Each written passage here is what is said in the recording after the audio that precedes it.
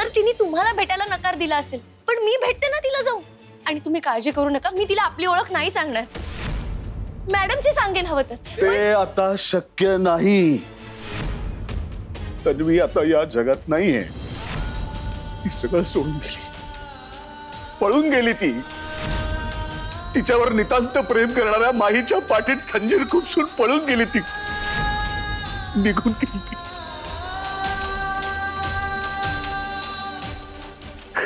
पळून गेली, निघून गेली.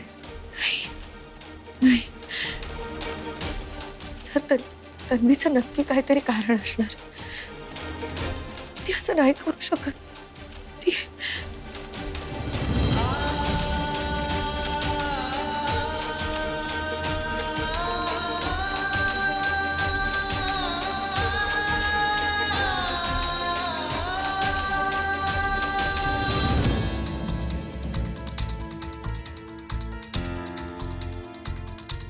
नाही नाही नाही, तन्वी असं नाही करू शकत.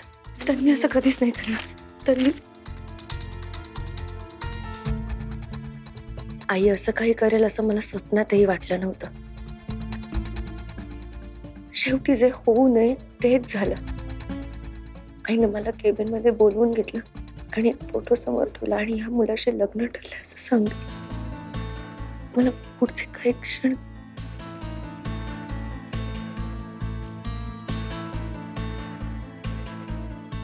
त्याचं भविष्य करणार.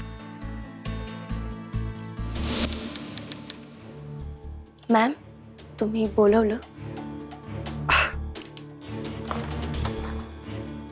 बस. मॅम नाही, आई म्हण.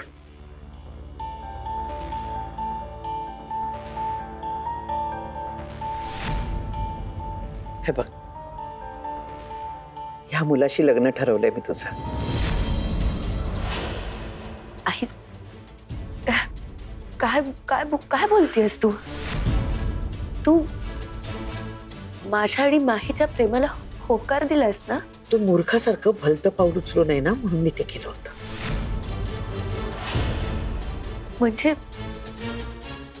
म्हणजे तू खोटं बोलले. खोटं होतं ते सगळं. तनु, कसं आहे ना की एकटीने मुलाला वाढवणं सोपं नसतं ग. घर सांभाळायचं, मूल सांभाळायचं म्हणजे फार मोठी तारेवरची कसरत असते, जी मी गेली 15 वर्ष करते. आणि तेही सक्सेसफुली माझा जॉब करत. मी माझ्या एकटीच्या हिमतीवर तुला वाढवलंय. आणि इथून पुढेही तुझ्या भविष्याची काळजी मलाच घ्यावी लागणार आहे. असं कुठल्या तरी फालतू नाक्यावरच्या चीप मुलाच्या हातात मी तुझा हात नाही देऊ शकत. हा मुलगा चांगला वेल सेटल्ड आहे, चांगली श्रीमंत फॅमिली आहे. मी स्वतः बॅकग्राऊंड चेक करून लग्न ठरवलंय तुझं. आई, माझं माहीवर खरंच खूप प्रेम आहे. विसरून जाते आणि त्यालाही विसरायला लाव. नाही, ते शक्य नाही. ते शक्य नाहीये. शक्य करावं लागेल तन्वी, नाहीतर त्या बिचाऱ्या मुलाच्या आयुष्याची वाट लागेल ग. त्या बिचाऱ्याचं करिअर सुरू व्हायच्या आधीच संपेल. त्याचं भविष्य अंधारात बुडून जाईल. आणि चूक काय त्याची? तर त्यांनी तन्वी गाडगीळवर प्रेम केलं. आई, हे बघ, असं काही नाही होणार. असं खरंच काही नाही होणार. मी सांगते ना तुला, मी शब्द देते तुला. आई, माझ्या माहीवर आणि आमच्या प्रेमावर खूप विश्वास आहे. मला माहितीये माहीचं भविष्य खूप उज्ज्वल. आई, तुम्हाला खरंच खूप सुखात ठेवेल अगं. शक्य नाहीये तनु. तुला अजूनही कळत नाहीये का मी काय सांगतेय ते? अगं, तुम्ही दोघं सुखाने राहूच शकणार नाही. कारण मी तसं होऊ देणार नाही. जर का तू माहीचा हट्ट सोडला नाहीस तर मी त्याचं भविष्य घडूच देणार नाही. मला वाटतं लास्ट इयर आहे ना त्याचं. माहीचा निकाल जर चांगला लागायला हवा असेल तर तनु, तुला माझं ऐकावंच लागेल. मी सांगितलेल्या मुलाशी तुला लग्न करावंच लागेल. नाहीतर तुझ्या माहीचा निकाल मी स्वतः लावेन. मग त्याला बिचाऱ्याला पुढच्या शिक्षणासाठी ना कुठे ऍडमिशन मिळेल ना बिचाऱ्याला कुठे काम मिळेल. तो आणि त्याची सगळी फॅमिली आयुष्यातून उठेल. मला वाटतं तू जोशी अँड असोसिएट्स मध्ये काम करतो ना, पार्ट टाइम जॉब, तिथंही लाथा मारून बाहेर काढतील त्याला.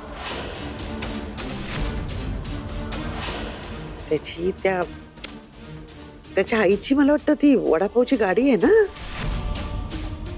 ती पण बंद करून टाकेल मी. त्याच्या डोक्यावरचं छप्पर, ते काय 2 खोल्यांचं घर त्याचं चाळीतलं, तेही जाईल. रस्त्यावर येईल तुझा माही आणि त्याची फॅमिली. बिचारा माही 2 वेळेचं खायलाही मिळणार नाही का त्याला. प्लीज प्लीज असं वागू नकोस त्याच्याशी. अगं त्यांनी काय बिघडवलंय तुझं? का असं सूड घेतल्यासारखं वागतेस त्याच्याशी? विसरलीस का तनू? अगं मगाशीच नाही का मी तुला बोलले, त्यांनी माझ्या मुलीवर प्रेम केलंय. बाकी तसा तो मुलगा खूप चांगला आहे. हा, तो तुला जर विसरला तर मी त्याच्या केसालाही धक्का लावणार नाही. प्लीज प्लीज त्याच्याशी असं वागू नकोस प्लीज. हे बघ, मी हात जोडते, तू हात जोडायची गरजच नाहीये. मी सांगते त्या मुलाशी लग्न कर. मला बाकी काही नको बाळा. मला बळजबरीनं लग्न करायला लावशील, पण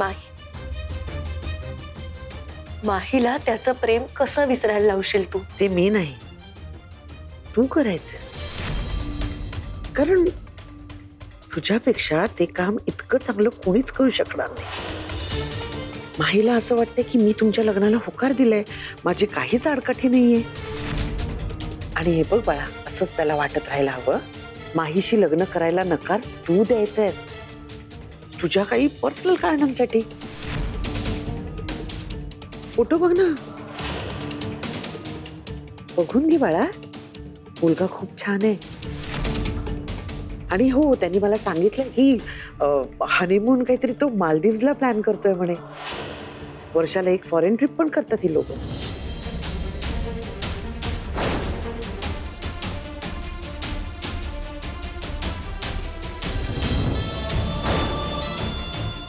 काय विचारते मी बाळा? होकार कळवू ना? 5 वाजता फोन येणार आहे त्यांचा. तयार आहेस ना लग्नाला? हो, मी तयार आहे लग्नासाठी.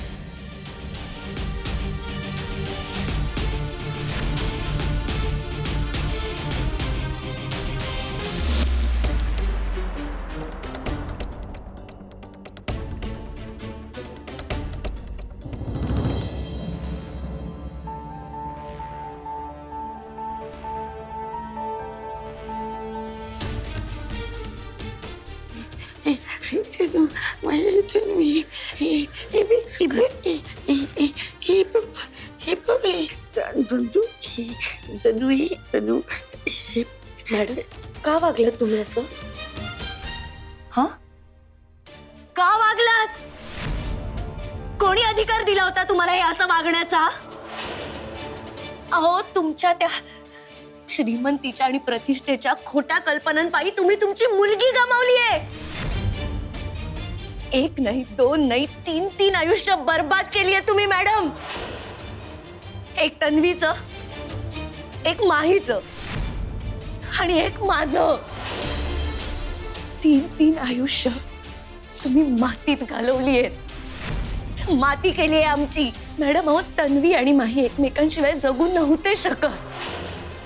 तन्वीने स्वतःचा जीव गमावला, पण तेव्हापासून माही जगणं विसरलाय.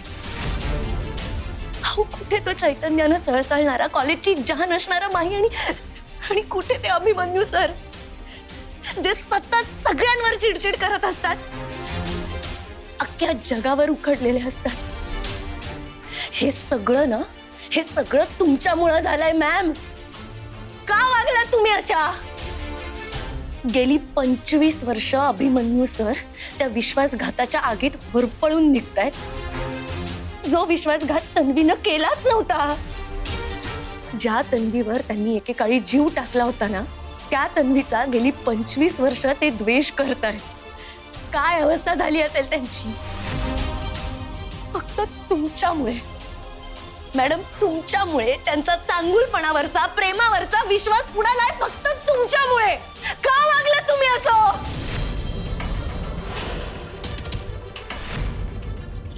तुम्ही हे जे विषाचं बीज पेरलेत ना, मी जमिनीतनं काढीन.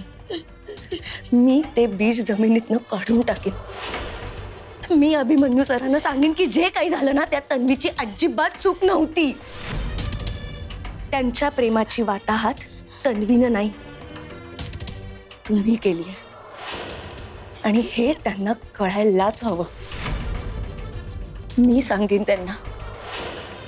मी त्यांचा गैरसमज दूर करेन.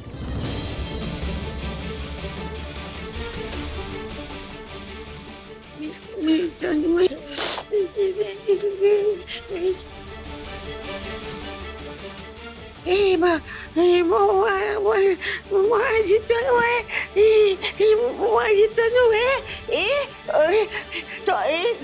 तनू माझी तनू.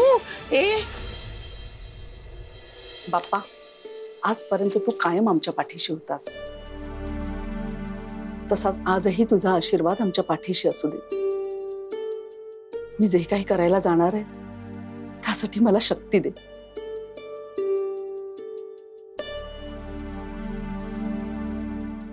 माधवी, चल मी तयार आहे. हो, माझंही झालंय. आणि आता मध्येच उदबत्त्यांचं काम काढू नका. इकडे 10 मिनिटात जाऊन येतो, गिराईक आहे वगैरे असं काही चालणार नाही. पण नाही करत, पण तू एवढं काय महत्वाचं काम काढलंयस? अहो, तुम्ही फक्त चला, कळेल तुम्हाला सगळं. सांगणार आहेस की नाही मला? तुम्ही प्रश्न विचारू नका बरं, कळेल सगळं. यासाठी म्हणत नाहीये मी. रिक्षाने जावं लागेल की बसनं जावं लागेल हे कळायला हवं ना आपल्याला, म्हणून बोलतोय. अहो, कसंही गेलं तरी कुठे जायचंय, काय करायचंय हे मला पक्क माहितीये. माझा निर्णय झालाय. फक्त मी म्हणेन त्याला विरोध करायचा नाही, माझ्या बरोबर चालायचं. काय चाललंय काय कळतच नाहीये.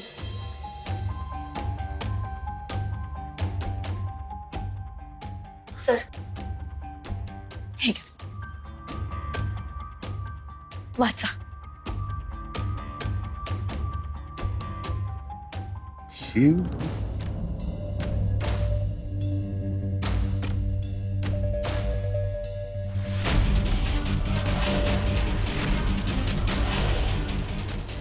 सर, तन्वीनं तुम्हाला फसवलं नाहीये. मॅडमनी तिला कात्रीत पकडलं होतं. सर, तिने तुमचं भविष्य पणाला लावण्यापेक्षा स्वतःचं आयुष्य पणाला लावण्याचा निर्णय घेतलाय. सर, तिने तुम्हाला नाही फसवलंय. हो, तुमच्यासोबत राहून तुम्हाला दोघांना एकमेकांची साथ मिळाली असती, पण तुमचं आयुष्य खडतर झालं असतं जे तन्वीला मान्य नव्हतं. सर, तिने तुमचा विश्वासघात नाही केलाय. हो, तिने स्वतःच्या भावनांशी प्रतारणा केलीये आणि त्याची शिक्षाही करून घेतली, तेही स्वतःला. स्वतःचा जीव गमवून.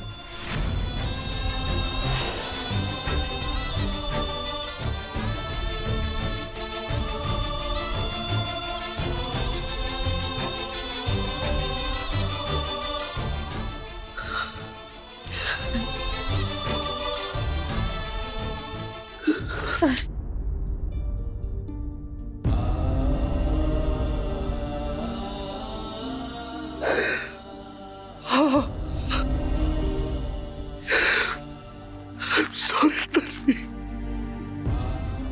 सॉरी तन्वी, मी तुला नाही ते बोललो. तुझ्यावर वाटेल ते आरोप केले.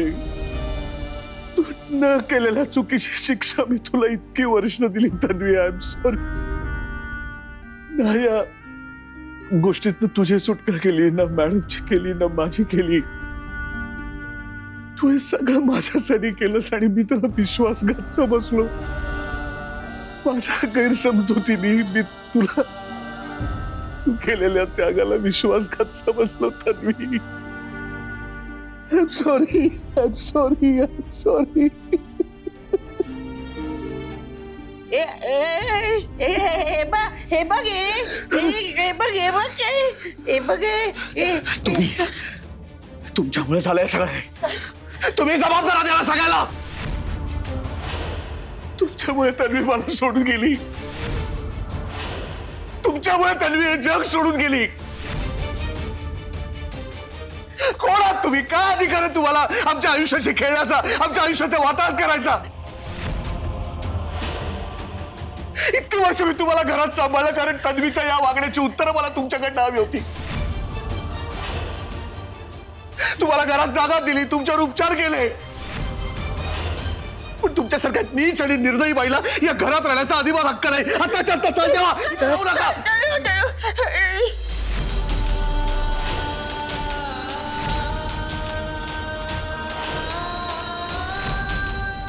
ही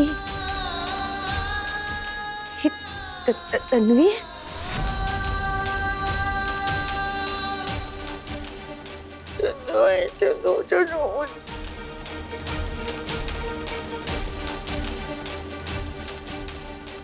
ही तर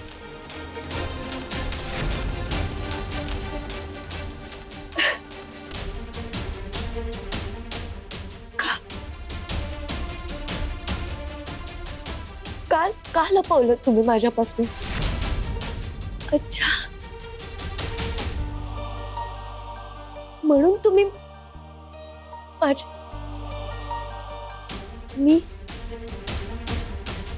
मी तन्वी सारखी दिसते म्हणून तुम्ही माझ्याशी म्हणून मॅडम मला सर का असा माझा घात केला तुम्ही नाही नाही नाही तुम्ही माझा घात नाही केला माझ्या रूपानं माझा घात केला माझ्या चेहऱ्यानं माझा घात केला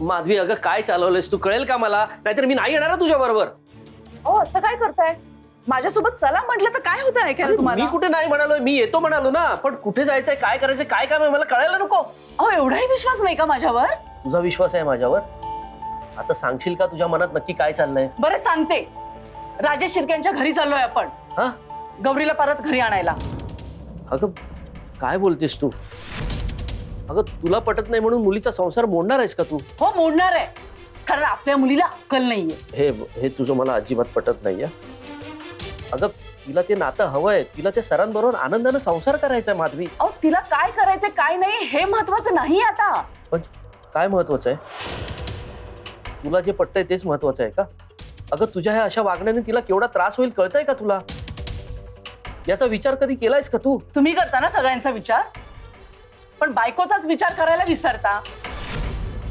देवाब्राह्मणांच्या साक्षीने वचन दिलं होतं ना की शेवटपर्यंत साथ देईन म्हणून मग आता का मागे हटताय काय बोलतेस तू साथ द्यायचं म्हणजे चुकीच्या निर्णयाला पाठिंबा द्यायचा काय चाललंय माधवी तुझं तुला कळत नाही तू काय बोलतेस ते मला सगळं कळतंय पण खरं चित्र तुम्हाला दिसत नाही अहो ती रागिणी मॅडम आपल्या गौरीचा जीव घ्यायच्या गोष्टी करतेय आपल्या गौरीच्या जीवाला धोका आहे त्या घरात तरी आपण हातावर हात धरून बसायचं का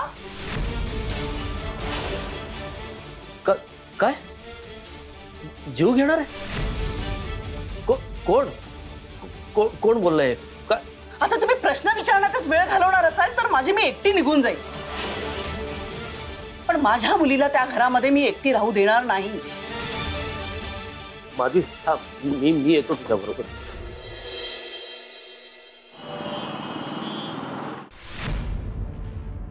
काय सांगतेस गौरी एवढं सगळं झालं होतं मला यातलं काहीच माहित नाही दादाला किती गौरी हे बघ तू टेन्शन घेऊ नकोस, सगळं नीट होणार आहे. मी बोलते ना दादाशी उद्या सकाळी. अर्पिता ताई, त्याची काही गरज नाही आता. गरज नाहीये म्हणजे? बघ मी ओळखते दादाला, हे सगळं पचवायला त्यालाही खूप जड जाणार आहे. तू समजून घेईल अगं, आपण दोघी मिळून त्याला बाहेर काढून न्यायच्यात ना. पण अर्पिता ताई, त्यांना यातनं बाहेर काढायची गरजच नाहीये. म्हणजे ते स्वतः या सगळ्यातनं बाहेर पडतील, कारण त्यांच्या नजरेसमोर तन्वी नसणार आहे आता. म्हणजे म्हणजे मी आता या घरात नाही थांबू शकत.